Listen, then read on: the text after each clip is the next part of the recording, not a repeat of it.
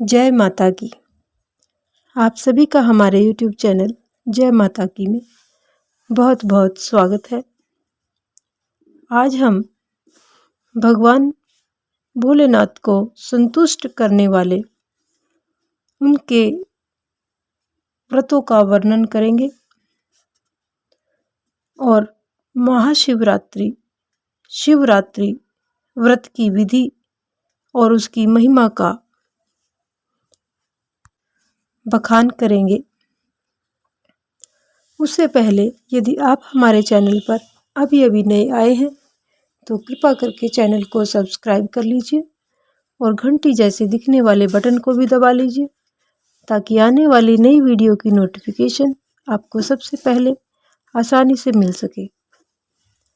तो शुरू करते हैं।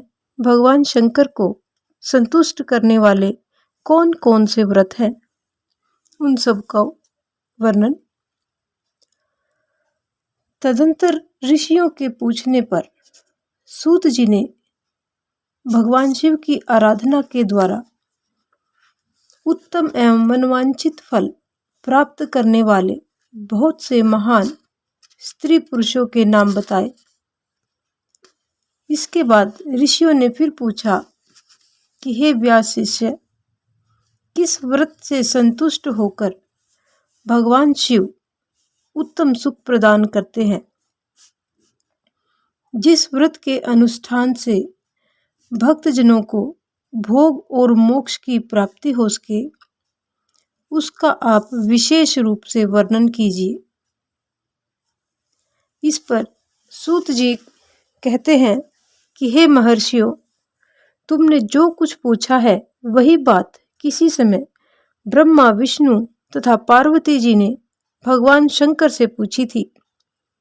इसके उत्तर में शिव जी भगवान ने जो कुछ कहा वह मैं तुम लोगों को बतला रहा हूं, ध्यान लगाकर सुनो। भगवान शिव बोले, मेरे बहुत से व्रत हैं जो भोग और मोक्ष को प्रदान करने वाले हैं। उनमें मुख्य 10 व्रत हैं जिन्हें जाबाल श्रुति के विद्वान 10 शैव व्रत कहते हैं। द्विजों को सदा यत्न पूर्वक इन व्रतों का पालन करना चाहिए। प्रत्येक अष्टमी को केवल रात में ही भोजन करें। विशेषतः श्री कृष्ण पक्ष की अष्टमी को भोजन का सर्वथा त्याग कर दें। शुक्ल पक्ष की एकादशी को भी भोजन छोड़ दें, किंतु कृष्ण पक्ष की एकादशी को रात में मेरा पूजन करने के पश्चात भोजन किया जा सकता है। शुक्ल पक्ष की त्रयोदशी को रात में भोजन करना चाहिए, परंतु कृष्ण पक्ष की चतुर्दशी को शिव व्रतधारी पुरुषों के लिए भोजन का सर्वथा निषेध है। दोनों पक्षों में प्रत्येक सोमवार को प्रयत्न पूर्वक केवल रात में ही भोजन करना चाहिए। शिव के व्रत में तत्पर रहने वाले लोगों के लिए यह अनिवार्य नियम है। इन सभी व्रतों में व्रत की पूर्ति के लिए अपनी शक्ति के अनुसार शिव भक्त ब्राह्मणों को भोजन कराना चाहिए। द्विजों को इन सब व्रतों का नियम पूर्वक पालन करना चाहिए। जो इनका त्याग करते हैं वे चोर होते हैं। मुक्ति मार्ग में प्रवीण पुरुषों को मोक्ष की प्राप्ति कराने वाले 4 व्रतों का नियम पूर्वक पालन करना चाहिए। वे 4 व्रत कौन कौन से हैं, अब हम इनको जानेंगे। भगवान शिव की पूजा, रुद्र मंत्रों का जप, भगवान शिव मंदिर में उपवास तथा काशी में मरण, ये मोक्ष के सनातन मार्ग है। सोमवार की अष्टमी और कृष्ण पक्ष की चतुर्दशी, इन 2 तिथियों को उपवास पूर्वक व्रत रखा जाए तो वह भगवान शिव को संतुष्ट करने वाला होता है। इसमें अन्यथा विचार करने की कोई भी आवश्यकता नहीं है। इन चारों में भी शिवरात्रि का व्रत ही सबसे अधिक बलवान है। इसलिए भोग और मोक्ष रूपी फल की इच्छा रखने वाले लोगों को मुख्यतः उसी का पालन करना चाहिए। इस व्रत को छोड़कर दूसरा कोई मनुष्यों के लिए हितकारक व्रत नहीं है। यह व्रत सबके लिए धर्म का उत्तम साधन है। निष्काम अथवा सकाम भाव रखने वाले सभी मनुष्यों, वर्णों, आश्रमों, स्त्रियों, बालकों, दासी, दासियों, दासों तथा देवता आदि सभी देहधारियों के लिए यह व्रत श्रेष्ठ व्रत कहलाता है और सबसे ज्यादा हितकर भी बताया गया है। यानी महाशिवरात्रि व्रत से ऊपर कोई भी व्रत इससे आगे नहीं आता है। माघ मास के कृष्ण पक्ष में शिवरात्रि तिथि का विशेष महात्म्य बताया गया है। जिस दिन आधी रात के समय तक वह तिथि विद्यमान हो, उसी दिन उसे व्रत के लिए ग्रहण करना चाहिए। शिवरात्रि करोड़ों हत्याओं के पाप का नाश करने वाली है। हे केशव, उस दिन सवेरे से लेकर जो कार्य करना आवश्यक है उसे प्रसन्नता पूर्वक तुम्हें मैं बतला रहा हूं, तुम ध्यान लगाकर सुनो। बुद्धिमान पुरुष सवेरे उठकर बड़े आनंद के साथ स्नान आदि नित्य क्रम से निवृत्त हो, आलस्य को पास न आने दे। फिर शिवालय में जाकर शिवलिंग का विधिवत पूजन करके मुझ शिव को नमस्कार करने के पश्चात उत्तम रीति से संकल्प करे। संकल्प इस प्रकार है। देवादिदेव महादेव नीलकंठ, आपको नमस्कार है। हे देव, मैं आपके शिवरात्रि व्रत का अनुष्ठान करना चाहता हूँ। हे देवेश्वर, आपके प्रभाव से यह व्रत बिना किसी विघ्न बाधा के पूर्ण हो और काम आदि शत्रु मुझे पीड़ा ना दे। इस प्रकार का संकल्प हमें व्रत को करने से पहले लेना चाहिए। ऐसा संकल्प करके पूजन सामग्री का संग्रह करें और उत्तम स्थान में जो शास्त्र प्रसिद्ध शिवलिंग हो उसके पास रात में जाकर स्वयं उत्तम विधि विधान का संपादन करें। फिर भगवान शिव के दक्षिण या पश्चिम भाग में सुंदर स्थान पर उनके निकट ही पूजा के लिए संचित सामग्री को रखें। तदंतर श्रेष्ठ पुरुष वहां फिर स्नान करें। स्नान के बाद सुंदर वस्त्र और उपवस्त्र धारण करके 3 बार आचमन करने के पश्चात पूजन आरंभ करें। जिस मंत्र के लिए जो द्रव्य नियत हो उस मंत्र को पढ़ के उसी द्रव्य के साथ पूजा अर्चना करनी चाहिए। बिना मंत्र के महादेव जी की पूजा नहीं करनी चाहिए। गीत, वाद्य, नृत्य आदि के साथ भक्ति भाव से संपन्न हो रात्रि के प्रथम पहर में पूजन करके विद्वान पुरुष मंत्र का जाप करे। फिर मंत्रज्ञ पुरुष उस समय श्रेष्ठ पार्थिव लिंग का निर्माण करे। तो नित्य क्रम करने के पश्चात पार्थिव लिंग का ही पूजन करें। पहले पार्थिव बनाकर पीछे उसकी विधिवत स्थापना करें। फिर पूजन के पश्चात नाना प्रकार के स्तोत्रों द्वारा भगवान वृषभध्वज को संतुष्ट करें। बुद्धिमान पुरुष को चाहिए कि उस समय शिवरात्रि व्रत के महात्म्य का पाठ करे। श्रेष्ठ भक्त अपने व्रत की पूर्ति के लिए उस महात्म्य को श्रद्धा पूर्वक सुने। रात्रि के चारों पहरों में 4 पार्थिव लिंगों का निर्माण करके आवाहन से लेकर विसर्जन तक क्रमशः उनकी पूजा करें और बड़े उत्सव के साथ प्रसन्नता पूर्वक जागरण करें। प्रातःकाल स्नान आदि करके पुनः वहां पार्थिव शिव का स्थापन और पूजन करें। इस तरह व्रत को पूरा करके हाथ जोड़कर मस्तक झुकाकर बारंबार नमस्कार पूर्वक भगवान शंभु से इस प्रकार प्रार्थना करें। प्रार्थना और विसर्जन किस तरह से करना है, ये इस प्रकार है। हे महादेव, आपकी आज्ञा से मैंने जो भी व्रत ग्रहण किया था, हे स्वामी, वह परम उत्तम व्रत पूर्ण हो गया है, अतः अब उसका विसर्जन करता हूँ। हे देवेश्वर सर्व, यथाशक्ति किए गए इस व्रत से आज आप मुझ पर कृपा करके संतुष्ट हों। तत्पश्चात भगवान शिव को पुष्पांजलि समर्पित करके विधि पूर्वक दान दे। फिर शिव को नमस्कार करके व्रत संबंधी नियम का विसर्जन कर दे। अपनी शक्ति के अनुसार शिव भक्त ब्राह्मणों, विशेषतः सन्यासियों को भोजन कराकर पूर्णतया संतुष्ट करके स्वयं भी भोजन करें। हरे शिवरात्रि को प्रत्येक प्रहर में श्रेष्ठ शिव भक्तों को जिस प्रकार विशेष पूजा करनी चाहिए उसे मैं तुम्हें बतलाता हूँ, सुनो। ये भगवान भोलेनाथ, माँ पार्वती को और सभी देवताओं को सुना रहे हैं। प्रथम पहर में पार्थिव लिंग की स्थापना करके अनेक सुंदर उपचारों द्वारा उत्तम भक्ति भाव से पूजा करें। पहले गंध, पुष्प आदि 5 द्रव्यों द्वारा सदा महादेव जी की पूजा करनी चाहिए। उस द्रव्य से संबंध रखने वाले मंत्र का उच्चारण करके अलग अलग वह द्रव्य समर्पित करें।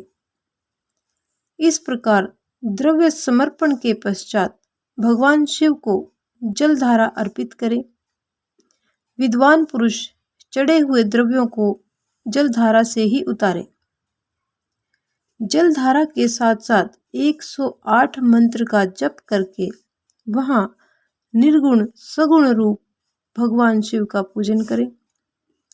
गुरु से प्राप्त हुए मंत्र द्वारा भगवान शिव की पूजा करें, अन्यथा नाम मंत्र द्वारा सदा शिव का पूजन करना चाहिए। विचित्र चंदन, अखंड चावल और काले तिलों से परमात्मा शिव की पूजा करनी चाहिए। कमल और कनेर के फूल चढ़ाने चाहिए। 8 नाम मंत्रों द्वारा शंकर जी को पुष्प समर्पित करें। वे 8 नाम, भगवान शंकर के 8 नाम इस प्रकार हैं: भव, शर्व, रुद्र, पशुपति, उग्र, महान, भीम और ईशान। इनके आरंभ में श्री और अंत में चतुर्थी विभक्ति जोड़कर श्री भवाय नमः इत्यादि नाम मंत्रों द्वारा शिव का पूजन करें। पुष्प समर्पण के पश्चात धूप, दीप और नैवेद्य से निवेदन करें। पहले प्रहर में विद्वान पुरुष नैवेद्य के लिए पकवान बना ले। फिर श्रीफल युक्त विशेष सर्घ देकर तांबूल समर्पित करें। तदंतर नमस्कार और ध्यान करके गुरु के दिए हुए मंत्र का जप करें। गुरुदत्त मंत्र न हो तो पंचाक्षर ओम नमः शिवाय या नमः शिवाय मंत्र के जप से भगवान शिव को संतुष्ट करें। धेनु मुद्रा दिखाकर उत्तम जल से तर्पण करें। तत्पश्चात अपनी शक्ति के अनुसार 5 ब्राह्मणों को भोजन कराने का संकल्प करें।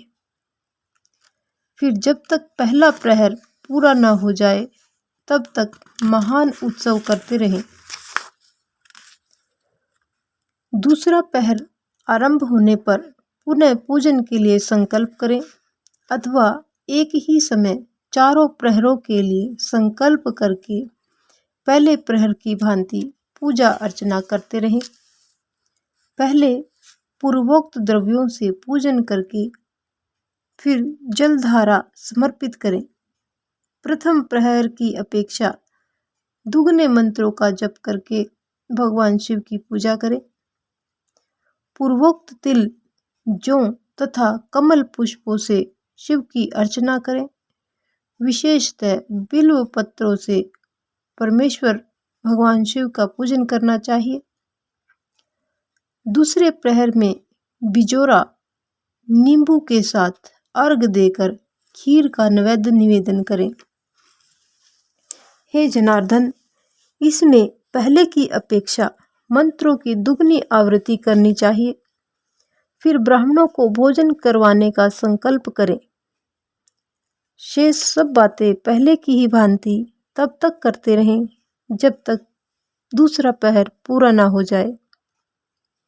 अब तीसरे प्रहर के आने पर पूजन की पहले के समान ही करना है, किंतु जौ के स्थान पर गेहूं का उपयोग करें और आक के फूल चढ़ाएं। तीसरे प्रहर में पूजन तो सभी पहले की भांति ही करना है, किंतु जौ के स्थान पर केवल गेहूं को बदल लेना है और आक के फूल भगवान शिव को चढ़ाने हैं।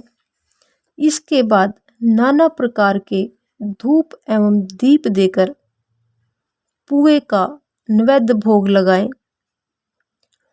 इसके साथ भांति भांति के शाक भी अर्पित करें। इस प्रकार पूजन करके कपूर से आरती उतारें, अनार के फल के साथ अर्घ दें और दूसरे प्रहर की अपेक्षा दुगना मंत्र जाप करें। तदंतर दक्षिणा सहित ब्राह्मण भोजन का संकल्प करें और तीसरे प्रहर के पूरे होने तक पूर्ववत उत्सव करता रहे। चौथा प्रहर आने पर तीसरे प्रहर की पूजा का विसर्जन कर दे। पुनः आह्वान आदि करके विधिवत पूजा करें। उड़द, कंगनी, मूंग, सप्त धान्य यानी 7 प्रकार के अनाज, शंख पुष्प तथा बिल्व पत्रों से परमेश्वर शंकर का पूजन करें। उस प्रहर में भांति भांति की मिठाइयों का नैवेद्य लगाएं अथवा उड़द के बड़े आदि बनाकर उनके द्वारा सदाशिव को संतुष्ट करें। केले के फल के साथ अथवा अन्य विविध फलों के साथ भगवान शिव को अर्घ दें। तीसरे प्रहर की अपेक्षा दूना यानी 2 गुना मंत्र जप करें और यथाशक्ति ब्राह्मणों को भोजन करवाने का संकल्प करें। गीत वाद्य तथा नृत्य से भगवान शिव की आराधना पूर्वक समय बिताएं। भक्तजनों को तब तक महान उत्सव करते रहना चाहिए जब तक अरुणोदय न हो जाए। अरुणोदय होने पर पुनः स्नान करके भांति भांति के पूजनोपचार और उपहारों द्वारा भगवान शिव की अर्चना करें।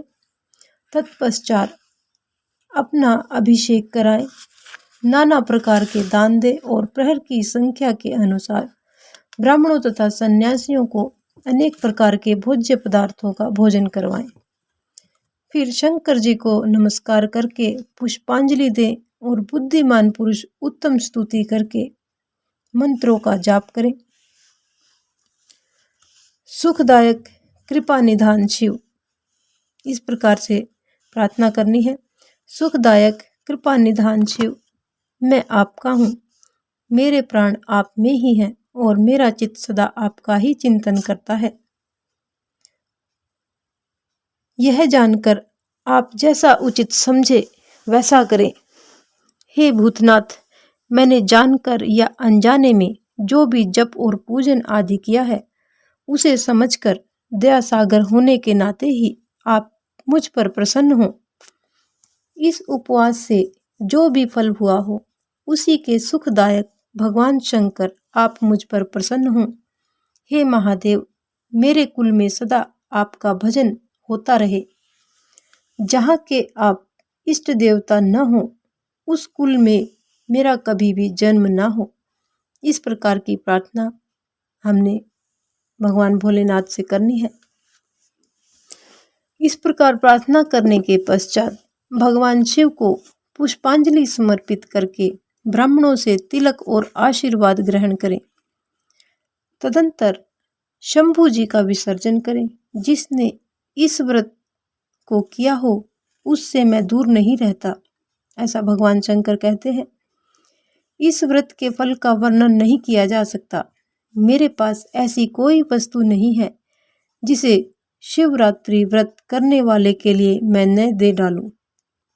जिसके द्वारा अनायास ही इस व्रत का पालन हो गया हो उसके लिए भी अवश्य ही मुक्ति का बीज बो दिया गया है।